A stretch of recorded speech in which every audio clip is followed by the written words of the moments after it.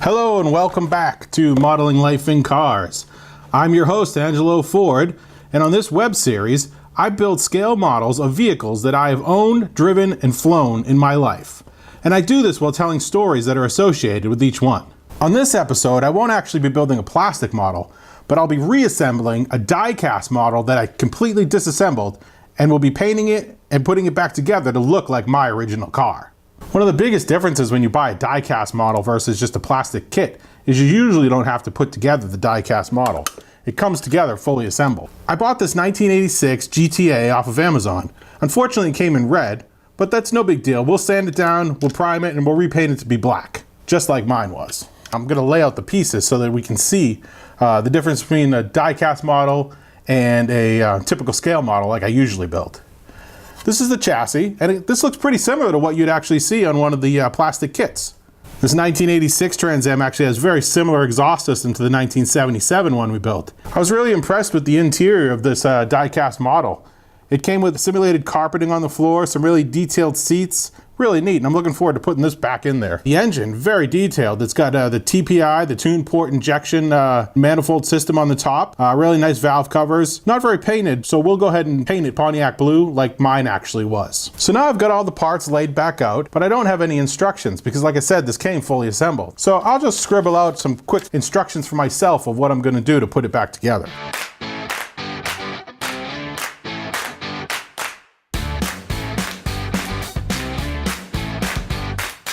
Well, I've taken a couple moments to sketch out some instructions for myself of how I'm going to reassemble this die-cast model. And it's really interesting, as I was sketching them out, I was just thinking back to this time period. 15, 16 years old, didn't really have much direction in life, but I had a lot of other people around me that were decent influences.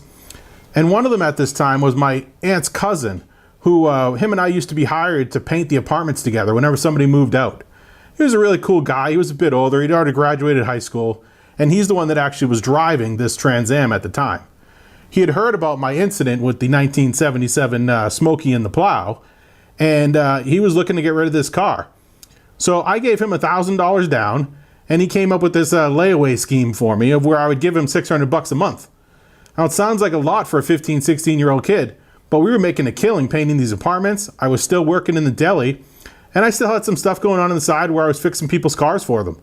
So I was making a good amount of money. As I mentioned in Smokey and the Plow, my aunt had actually adopted me as well, and she was collecting welfare in my name. She'd give me a couple $100 as pocket money, so that was some extra cash I had on top of all the money I was earning myself. I thought I would take a few minutes in this episode to go over some of the tools that I use while I'm building these models. Clamps are super handy. I use these all the time. I have several different sizes. They're great to have handy when you're building models.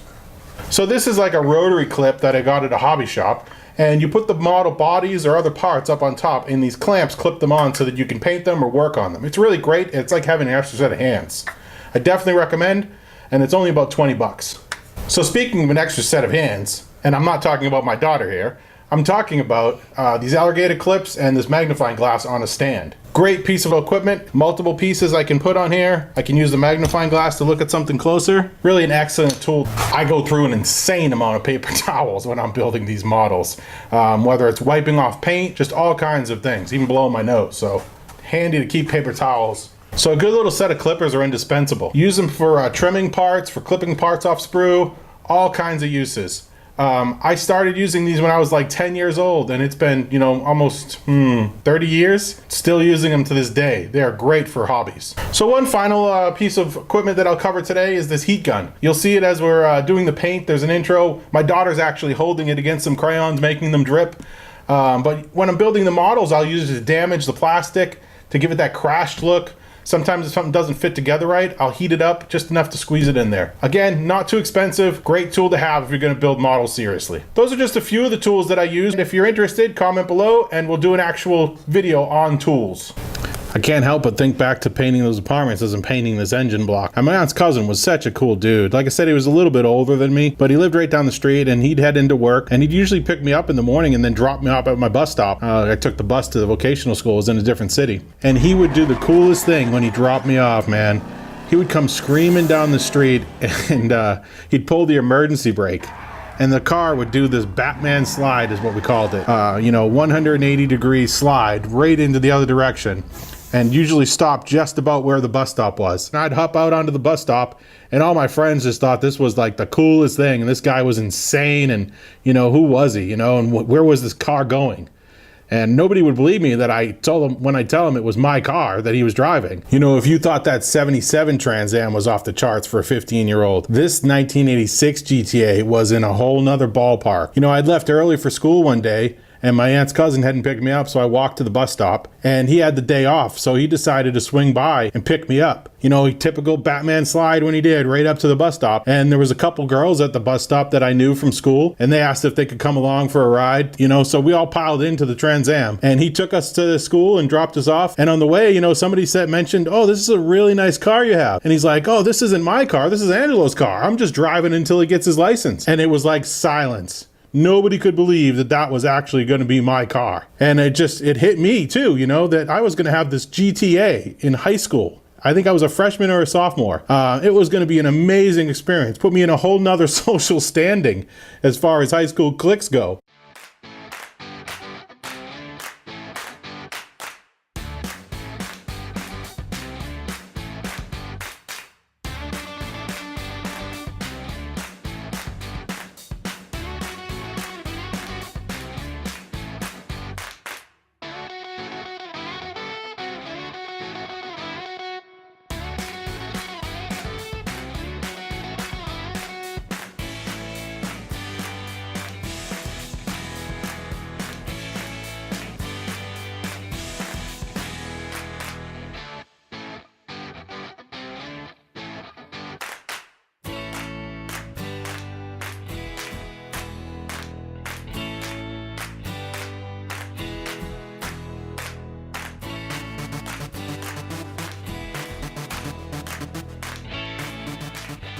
So when I'm touching up, so a lot of times I won't even bother using paint. I'll use markers like Sharpies.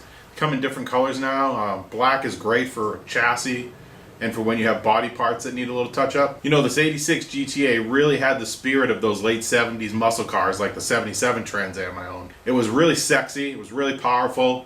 It actually was a fast car in the 80s, and overall it was just a really great car and beautiful as well. I was so looking forward to driving it on my own. You know, taking it into the parking lot and people just looking at it and wondering how a kid like me ended up with a car like this. You know, and it would have been hard work was the answer. I was working in a deli, I was painting apartments, I was trying to find money every way I could to get my hands on this car. And I almost made it. But as my dad says, close enough only counts in horseshoes and hand grenades. So I was getting close to actually owning this car. And, you know, I got a call from the welfare office, of all things. You know, like I said, my aunt had adopted me, and she was collecting welfare in my name because I was an adopted child. But, you know, when I was doing all these odd jobs, I was paying taxes and working legitimately. So I got a call to come into the office. I sat down with a welfare worker, and he explained to me that I was making too much money and that I should quit my jobs and so I can continue to collect my welfare check. I thought this idea was just absurd. And he said that I needed to talk that over with my aunt. She was my legal guardian, the whole deal, you know, and then I needed to come back with her. So we came back to the welfare office and we sat down, and my aunt was upset about it because she wanted to keep collecting the money, you know, for me. But I made it very clear that I wanted to work. And she was okay with that, and I continued living with her for a while anyway. So this is the point in the episode where normally I would damage the car to real life before its final disposition anyway. But there really was nothing wrong with this car. I mean, it was in great shape. All I needed to do was make a few more payments and it was gonna be mine. That didn't quite happen. So I got a call one day from my aunt's cousin that I needed to come over his house. There'd been a problem with the car. I showed up and I found a 1986 GTA completely burnt out and sprayed down by fire hoses. Turns out somebody had stolen the car, taken it for a joyride and gotten a few blocks away, and then decided to torch it. Who knows why they did it? Maybe it was trace evidence they were afraid of. Maybe they're just a-holes that wanted to burn the guy's car. But they weren't burning his car, they were burning my car. And unlike the salvage job I did on the 1977 Trans Am, this was so burnt out, parts were literally melted. Metal, plastic, fused together. No chance, not even the wheels were salvageable at the end of it. So it was a total loss. So this may be a recreation, but I'd imagine it looked pretty close to this burning in the street. And what you're seeing is not just the 1986 GTA going up in flames, but you're seeing a 16-year-old's dreams of being the coolest kid in school going up with it. You know, my cousin and I were chatting and we were wondering about the thieves' motivation for taking the car and this and that, and it didn't really matter. You know, maybe they wanted to get rid of fingerprints and they were worried about the cops finding them. but for whatever reason, there was definitely no coming back from this burn. So the 1986 Trans Am GTA really was stolen and torched, similar to the recreation that we did. And it did look something like this, a pile of melted metal, the bumpers, fallen and melted off. We'd put them on the inside of the car just as a place to put them.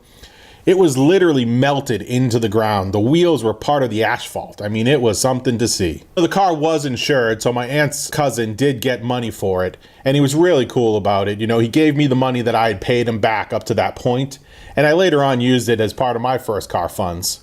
So kids, and dads too, that was a highly controlled flame that we had inside of a barbecue with multiple fire extinguishers, hoses, wet towels, everything standing by. We have to tell you up front, don't try this at home. Whew. So as I sit here and smell the fumes from this burnt plastic and metal model, it reminds me that it's the end of episode 2. But don't worry, episode 3 is right around the corner, and we're going to be building this GMC truck.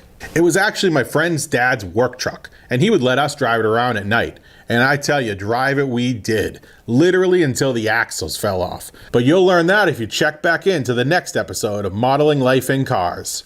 And as always, be sure to check us out on Facebook, Instagram, Twitter, and our Patreon channel. Thanks for tuning in.